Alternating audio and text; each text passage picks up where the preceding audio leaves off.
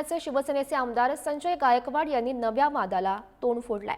महाराष्ट्र पोलिसांसारखं अकार्यक्षम डिपार्टमेंट जगात कुठेच नाही असं म्हणत गायकवाड यांनी पोलिसांचे माभाडे काढलेले आहेत। शासनानं कायदा केला म्हणजे पोलीस डिपार्टमेंटचा हप्ता वाढला, गुटखा दारूबंदी केली की हप्ता वाढतो। पोलीस छापेमारी टाकून 50 लाख पकडतात, फक्त दाखवतात फक्त 50,000 अशा शब्दात आमदार संजय गायकवाड यांनी गंभीर आरोप केल्याचं बघायला मिळालं। अरे पोलीस हा सारखं तर अकार्यक्षम डिपार्टमेंट भारतात म्हणजे आपल्या जे महाराष्ट्रात हे जगात कुठंच नसतं।